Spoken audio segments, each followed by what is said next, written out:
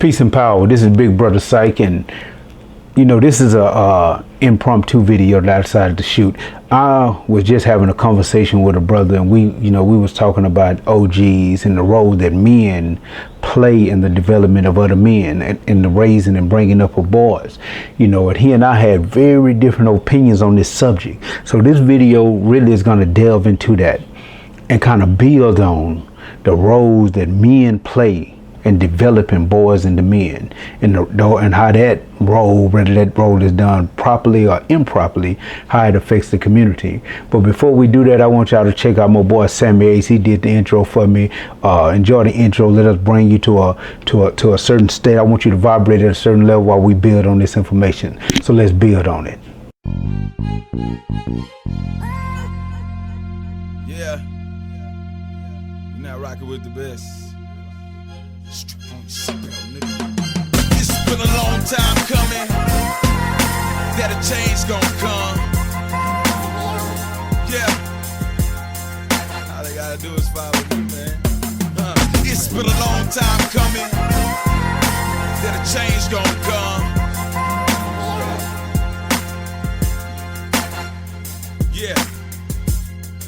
Know why? To the ghettos, I'm like Barack Obama. Been in and out just like a robbery. Gotta watch old summer. Been happening in Dallas, so we ride like ghost hunters. Run numbers like Bumpy Johnson, so the kids won't go hungry. It's lonely out in the streets. Mr. Wind of the junkie. The wind may blow me away tonight, without a bummer to comfort me. Won't say that I chose this life. This is the life that confronts me. Still, I'll be damned if I let them punk me. See these guns, you don't want these. I lost everything but my passion to flow. When it came back, I ain't respect it like I did before. I tried and died, so now you know. The doper that I get, the more I'm feeling broken shit. More money mean more problems than this. Now who wants to be rich? Can I get a show of hands and show of fans? The concert I can attend like Tony. Feel like I'm still a man. If you would just call my name like Mike, I swear I'd be there with a blunt in the mic to celebrate life. It's been a long time coming that a change gon' come. Yeah, it's music right here. It's been a long time coming. So anyway, I was having a conversation with a guy. Me and this guy, we were talking, and essentially his entire premise, his entire perspective was that he told me, he said, I don't have any OGs. I never had an OG. Ain't no man taught me nothing. Don't no man supposed to teach a man anything. Everything I need to know, I already know. That's what the guy told me. And hell, I have a YouTube channel that's focused toward building with and teaching men the things that men need to know. So you know for a fact that I'm 100% against that, because I was raised completely different than this guy was. You know, I came up in a completely different arena than he came up in. My neighborhood already had established OGs down. And these was the guys, when you decided to step off your porch and come into that playing field, rules had already been established on how you behaved, moved, and acted in that environment.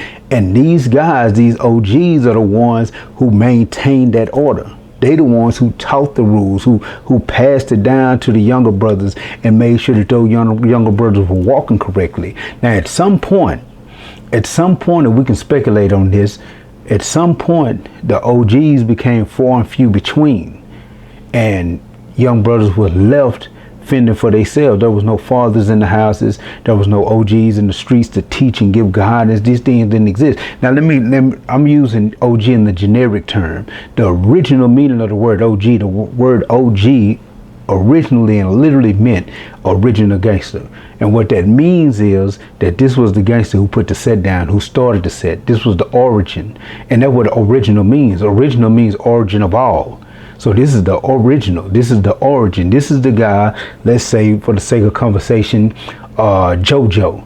JoJo decided to create a set in his neighborhood where no set existed.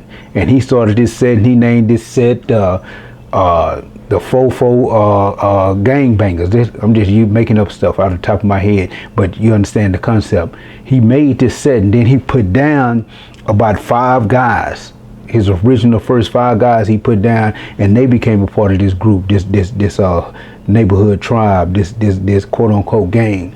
And then these guys went and spread out and spread this culture to other people. Then it became boom, big, 100 strong, 200 strong in the city. So the original gangster, the OG, would be JoJo. That would be the original gangster. Those 5 people that he put down originally, those would be the day ones of that neighborhood. They're not the OGs, they're the day ones of that neighborhood. And then everybody else came would be members or representatives of that hood or that set that JoJo started. So that's what original gangster meant. We kind of degraded the term to mean basically nowadays anybody that done got old. If you old, you OG. That's just a slang term that we use for older people, and it doesn't apply because an OG had certain things about himself. When I was coming up, the dudes that we looked at as OGs, they knew things. They had a certain level of they might not have knew physics or they might not have been math whizzes, but when it came to those few blocks that we called our neighborhoods, they understood it. They knew every nook and cranny about it. They knew every back street. They knew everything about that neighborhood. They knew the cops in that neighborhood. They knew how you supposed to behave. They knew ghetto etiquette, as we called it. They knew how you were supposed to behave yourself, how you supposed to conduct yourself. I got into a fight one time with a close friend of mine from the neighborhood, and this is where I learned how you talk to your friends. You know, we got so mad at each other, I went to cursing the man out. Now the young brother's his mother was on drugs at the time, and you know, everybody in the neighborhood is seeing, and young women don't understand how embarrassing that is to a kid for you to be running around chasing crack and doing the things sometimes that people who can't afford their drug habit do to get their drug. How embarrassing that is to your child, and everybody saw it. You know, but we kind of kept our mouth shut about it because there wasn't nothing you can do about this man's mother doing what she did. But when me and my friend got into it, I went in on him, and I had no boundaries on how I talked to my friend. I talked about his mother running around sucking cock for crack, and I just went off on my partner. And when I went off on him, I was like probably 15, 16 years old. And OG in my neighborhood, this guy jumped up. He was like 27, 28. He jumped up, ran over to me and hit me in my chest so hard. He knocked the wind out of me, knocked me on the ground. I don't know why this guy here. I'm like, man, why he take his side? And then he told me. He said, man, this dude gang came from the same block your gang came from. You never, ever in your life turn against your partner like that. I don't care how mad you are, you never violate those, you never overstep those type of boundaries, and you never make those type of violations. I learned right then that it's a certain behavior that I was expected to give to those who was close to me.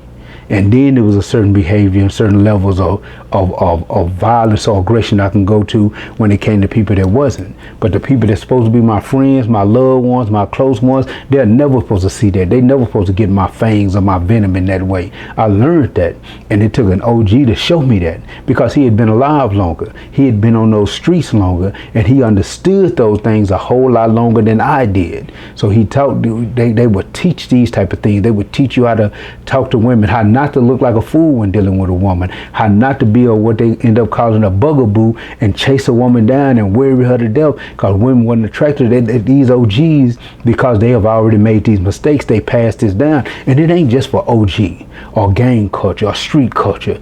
This is the human being, period. See, the human being is a gregarious creature. We live in groups. We're not individuals. We live in groups. Think about it. Let's take it back 500,000 years ago, before we created the first cities, before we developed civilization, before we had an army or police department, before we had any of those things that we take for granted in modern day society. Imagine how the human being was living. The human being was in the wilderness, and the human being is not the strongest animal. The human being is not the fastest animal. The human being can't fly, don't swim the best. On a physical level, the human being is one of the frailest things in the jungle. So the human being cannot survive on its own. The human being needed the group. So the human being formed communities and tribes with the group, and then the group was able to help protect, take care of, and fend for the individual. The group was the main thing, was the most important thing, and the thought process was never, what can I do for myself? The thought process is, how can I uplift the group? Because when the group was uplifted, I'm automatically uplifted because I am a member of the group. One of the worst things that could possibly happen to a human being in that type of time and in that setting was to be ostracized from the group. If the group looked at you and saw that you wasn't playing by the rules that the group had set up, that you violated the codes that the group lived by, if the group saw that in any way, you was ostracized and put outside of the community. No one could even look at you. Now you had to wander the wilderness by yourself, and you probably wouldn't survive a day because a pack of hyenas will come along and eat you. Lions will hunt you down and chase you down. Everything else in the jungle, when you by yourself, you're essentially dead. It's a death sentence. So you had to follow the rules that the group came to. Those groups became the ethics, the morals of the group. And we respected that. Those laws were set down and you fell in line with those laws or you was ostracized. And the same thing happens now.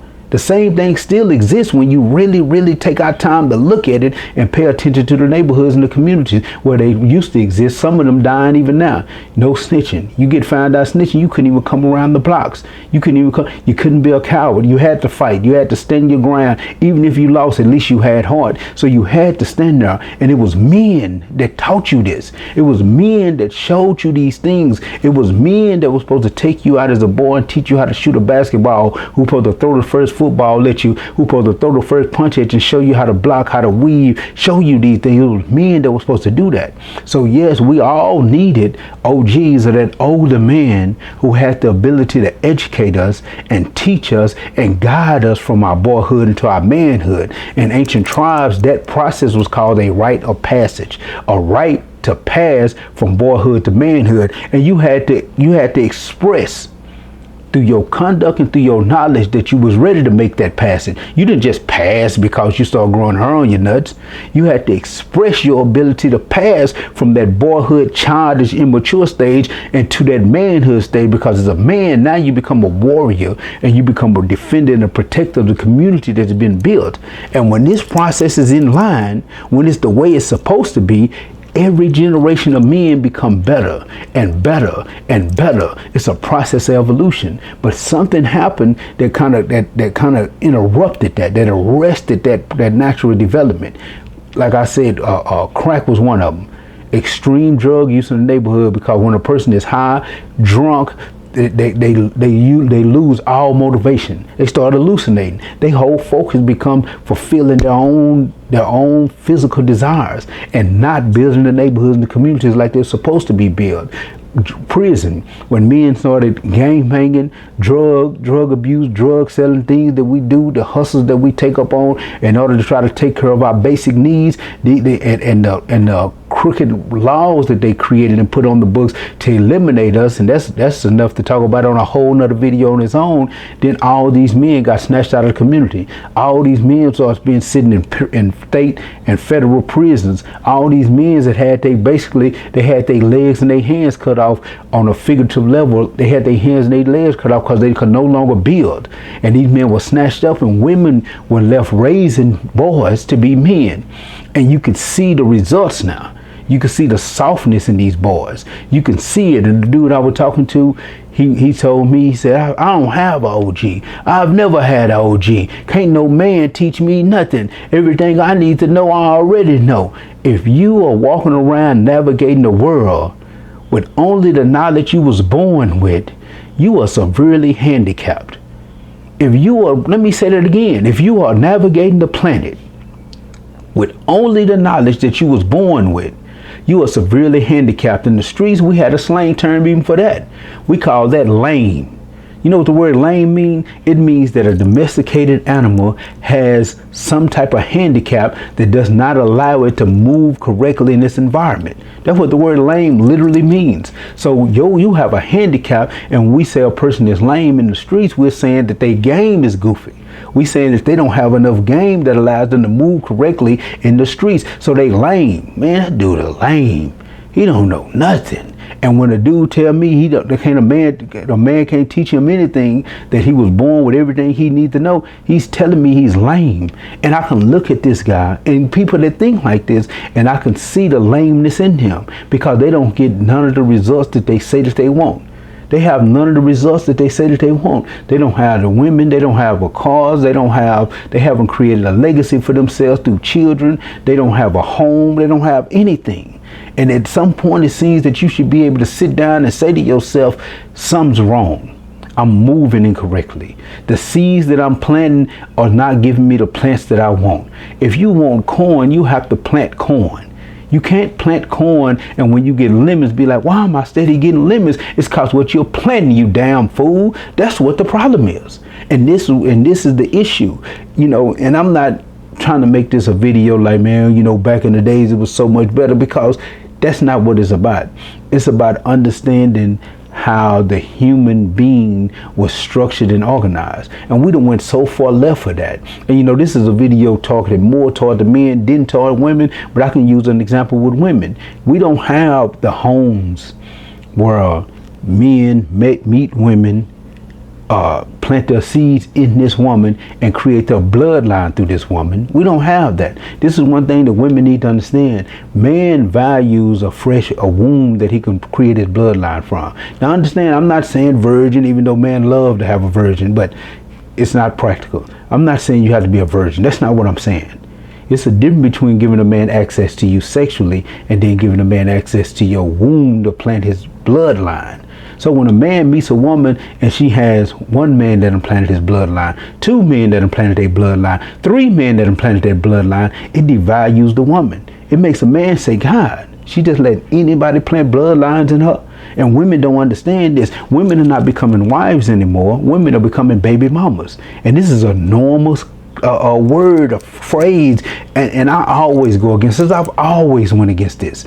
I've always went against this ideal of the baby mama and the baby daddy. I'm not anybody's baby daddy, you know, and I don't have a baby mama. I have children, and I call her my children's mother, because she's nothing to me. She's their mother, because we did not solidify ourselves. We was foolish and young when we decided to do what we did, and we had two different, and I would self-fault for this, because I think it's a man's responsibility to do the pedigree on a woman when he's dealing with her. We do it on men when we meet them.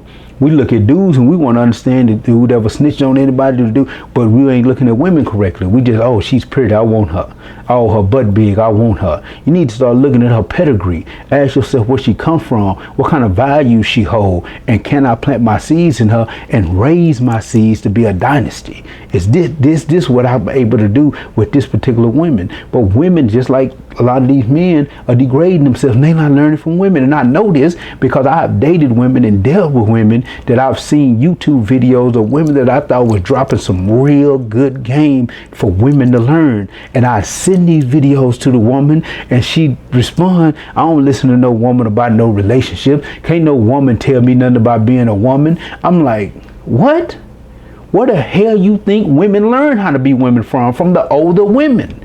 Women are supposed to learn how to be women and how women are supposed to move from the elder women. How the hell y'all think y'all just born with the stuff you think you need to know? This is why we keep making these mistakes. Well, you have to respect the game that came from the elders. You have to, not only because they know more, they've been on the planet longer, but because they have made the mistakes. And when a person has made a mistake and out of love willing to share with you where they tripped at, then you can avoid that place. Now I'm gonna go and I'm just gonna trip on my own and figure it out. Stupidest thing in the damn world. The most foolish thing you could ever do in your life. That's all I got for y'all today. Peace.